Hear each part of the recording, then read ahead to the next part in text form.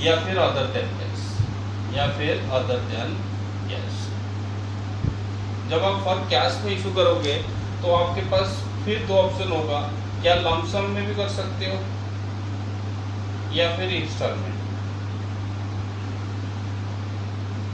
अच्छा, लमसम में करोगे तो क्या होगा, लमसम में जैसे 10 रुपये का शेयर है तो आपको 10 का 10 ही मंगाना है, बट इंस्टॉलमेंट में होगा तो वो जो 10 रुपये का शेयर है उसको भी टुकड़े टुकड़े में, जैसे 3 रुपये पहले मंगा दिए, फिर 5 रुपये मंगा दिए, फिर 2 रुपये मंगा दिए।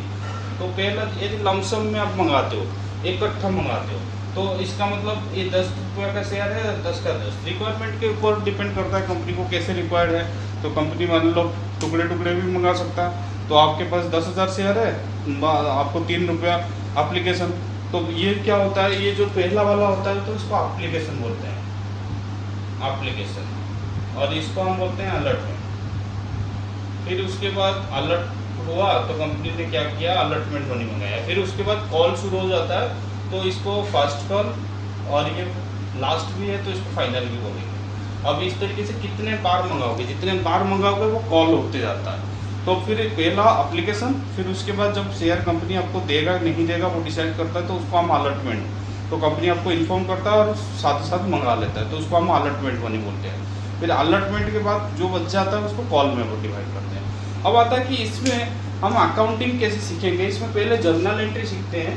जर्नल एंट्री लमसम होगा तो क्या होगा, लमसम होगा तो एक बार में आएगा एंट्री, बैंक टू इक्विटी होगा तो इक्विटी शेयर, प्रेफरेंस होगा तो preference, bank to equity share application and allotment. और मिला और उसको हम कहाँ डालते हैं, equity share application and allotment debit to equity share capital. तो जर्नल एंट्री आपका क्या हो जाएगा, एप्लीकेशन मनी आया और उसको हम कैपिटल में ट्रांसफर कर दिए।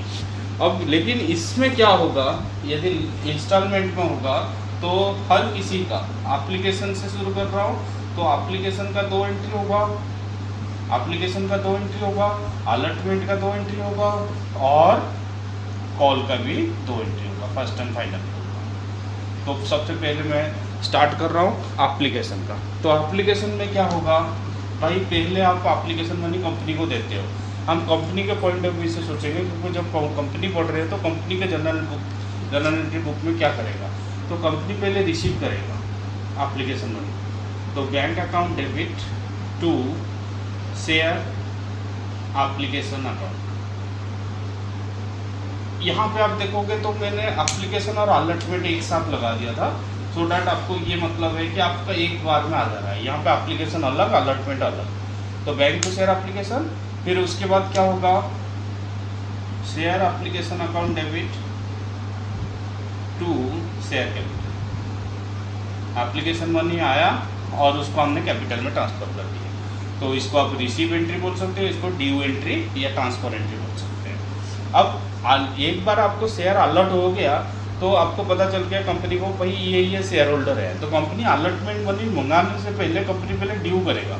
ड्यू करेगा तो पहले एंट्री ये होगा, ड्यू वाला एंट्री। तो एंट्री हो जाएगा share allotment debit to share capital.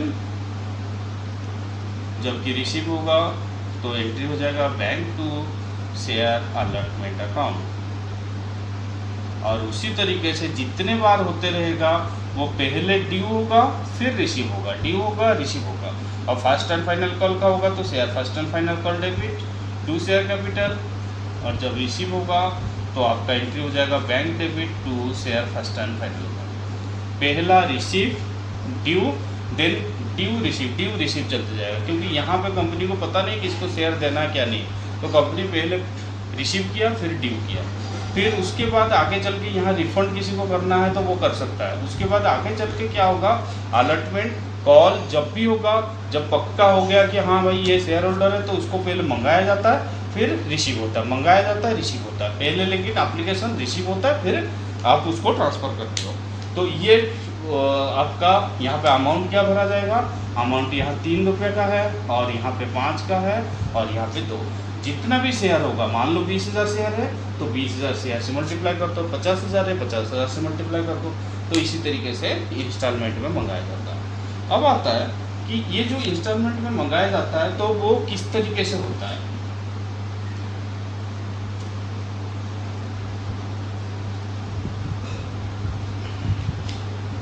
जो इशू होता है वो इशू दो टाइप की होती है, एक इधर 8 पार होता है और 8 प्रीमियम। पार का अभी जो कर रहे थे हम, पार का था क्योंकि 10 का शेयर था, वो 10 रुपये का जो मंगा रहे थे वो 5 3 8 तो 10 रुपये का शेयर था, 10 रुपये ही मंगा रहे थे, उससे ज़्यादा नहीं मंगा रहे थे। लेकिन यहाँ पे क्या हो जाएगा, प्रीमियम आएगा तो उसमें एक्स्ट्रा अमाउंट मंगाना पड़ेगा। क्या मंगाना पड़ेगा? Extra amount. तो देखो यहाँ पे जब प्रीमियम होगा तो 3 5 2। अब बात आता है कि एक्स्ट्रा अमाउंट कब मंगाना है।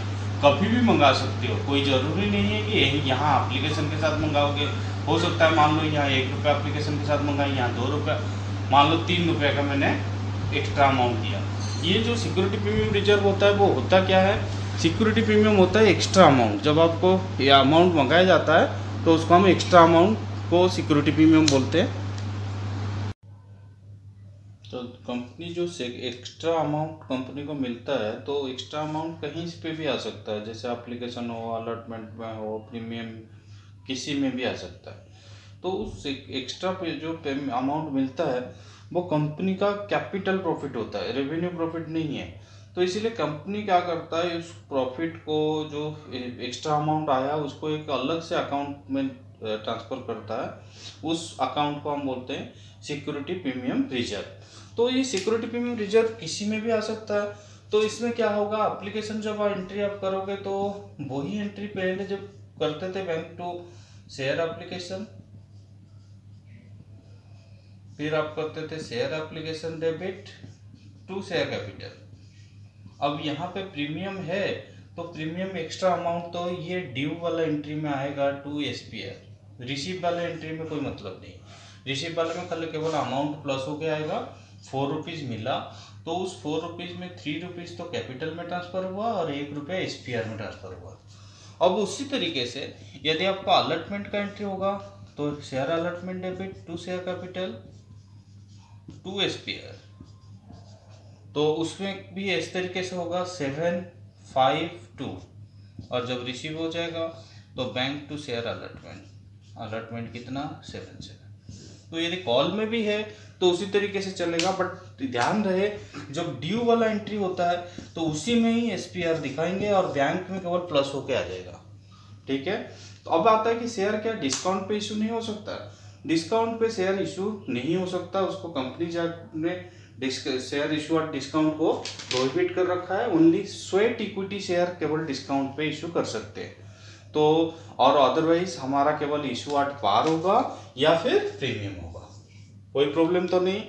अब देखो, अब आता है कि इशू एट पार हो गया, एट प्रीमियम हो गया, ये इशू फॉर कैश हो गया कंप्लीट। अब इशू फॉर कैश में यदि मैं आपको बताऊं कि मान लो एक क्वेश्चन दे रहा हूं कि 40,000 शेयर कंपनी ने इशू किया @10 + 2, application 3 2 + 1, allotment 4 + 1 and balance on first and final call. तो first and final call definitely 4 रुपया होगा, क्योंकि फेस वैल्यू टोटल 2 रुपये का प्रीमियम है, फेस वैल्यू 10 है, तो 4 2 6, तो 4 रुपया आपका फर्स्ट एंड फाइनल कॉल। अब आता है कि आपको कैश बुक बनाना है। क्या बनाना है? कैश बुक बनाना है, आपको जर्नल एंट्री करना है, आपको बैलेंस शीट भी बनाना है। ये क्वेश्चन है और इसमें मैं आपको दे देता हूँ ऑथराइज्ड कैपिटल। मान लो ऑथराइज्ड कैपिटल है 60,000 शेयर, जिसमें से आपका 60,000 में से इशूड हुआ है 50,000। कितना इशूड हुआ है? 50,000। इशूड 50 नहीं, इशूड कर दो 45,000 शेयर, और जिसमें से सब्सक्राइब हुआ है 40 शेयर। तो इसमें से किस तरीके से एंट्री होगा? देखो, आप एप्लीकेशन का एंट्री करोगे तो एप्लीकेशन का entry bank to share application,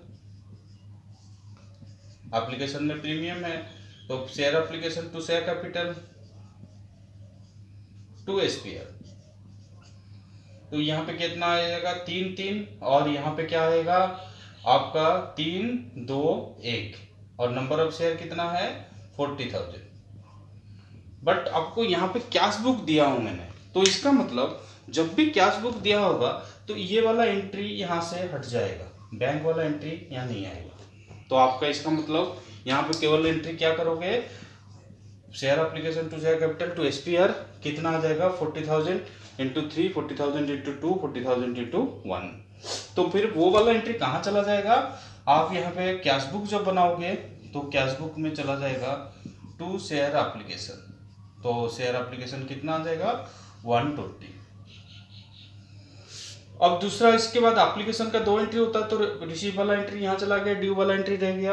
अब उसी तरीके से अलर्टमेंट में पहले ड्यू वाला एंट्री होता है, तो शेयर अलर्टमेंट डेबिट, इसमें भी प्रीमियम है to share capital to SPR। तो इसमें कितना होता है 5, आपका 5, 4, 1 और नंबर ऑफ शेयर आपका 40,000 है तो 40,000।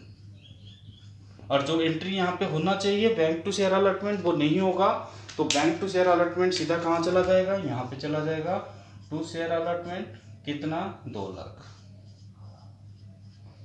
क्लियर। उसी तरीके से आपका तीसरा entry first and final call का होगा, तो पहले ड्यू होगा तो उसका एंट्री होगा share first and final call debit to share capital, इसमें तो प्रीमियम है नहीं तो 4 इंटू 40,000। और इसका जो रिसीव वाला एंट्री होगा वो यहाँ चला जाएगा कैश बुक में, share first and final call कितना हो जाएगा 160। तो आपका कैश बुक बन गया। कैश बुक किस तरीके से होगा 2, 3, 4,80,000, तो कैरेट डाउन में आप 4,80,000 ले जाओगे तो आपका कैश बुक रेडी हो गया। आया समझ में। कैश बुक कितना हो गया 4,80,000। यदि आपको कैश बुक दे रखा है तो बैंक वाला जितनी भी एंट्री है वो उसको हम कैश बुक में सीधा ट्रांसफर कर देंगे, जनरल एंट्री में नहीं करेंगे। पहला पॉइंट। उसके बाद आपको क्या दिया था, आपको दिया था कि बैलेंस शीट बनाना है, तो मैं इसको मिटा देता हूँ। बैलेंस शीट आपको यदि बनाना है तो आप क्या करोगे, बैलेंस शीट में फॉर्मेट पहले बनाओगे as it is, equity, and liability, share holder fund, फिर शेयर कैपिटल। इसमें नोट में शेयर कैपिटल में नोट 1 और उसके बाद रिजर्व एंड सरप्लस भी आएगा क्योंकि प्रीमियम है। रिजर्व एंड सरप्लस नोट 2 में लिखो। अब आपका यहाँ टोटल आ जाएगा। अब एसेट साइड में भी आप ऐसे करोगे, करंट एसेट, उसमें cash and cash equivalent, cash and cash equivalent, ये आपका नोट नंबर 3। तो देखो कैश एंड कैश इक्विवेलेंट आपका सीधा सीधा आप 480 आप ट्रांसफर कर दो। अब बात आया कि भाई शेयर कैपिटल में कितना आएगा। अब शेयर कैपिटल में देखो, जब शेयर कैपिटल आप बनाओगे तो शेयर कैपिटल में शेयर कैपिटल आपका नोट 1, तो जैसे शेयर कैपिटल आप बनाते हो सेम चीज़, ऑथराइज्ड कैपिटल 60,000 शेयर @10 होगा। यहाँ पे 2 रुपये से कुछ एक्स्ट्रा वाला से कोई मतलब नहीं, तो 6 लाख बक्स में। इशूड कैपिटल आपका इशूड कितना है 45,000 @10, तो 450, तो ये भी बक्स में। और सब्सक्राइब्ड कैपिटल आएगा, तो आपका सब्सक्राइब्ड कैपिटल में कितना शेयर सब्सक्राइब हुआ है 40,000 share, fully paid subscribe but fully paid है, तो कोई शेयर तो डिफ़ॉल्ट करे नहीं, तो ये 4 लाख, तो यहाँ पे आ जाएगा 4 लाख। यदि आपको क्या बनाना है, नोट 2 बनाना है। नोट 2 कौन सा है, रिजर्व एंड सरप्लस, तो रिजर्व एंड सरप्लस में आप देखोगे 40,000 शेयर है और प्रीमियम कितना है 112, तो 80,000 आपका SPR में आया होगा, तो आप यहाँ 80,000 लिखो, तो आपका आ गया 4,80,000। तो इसमें कैश बुक यदि बनाना है और बैलेंस शीट बनाना है तो इसी तरीके से आप बना सकते हो, कोई दिक्कत तो नहीं। अब मैं आगे चल रहा हूँ नेक्स्ट टॉपिक।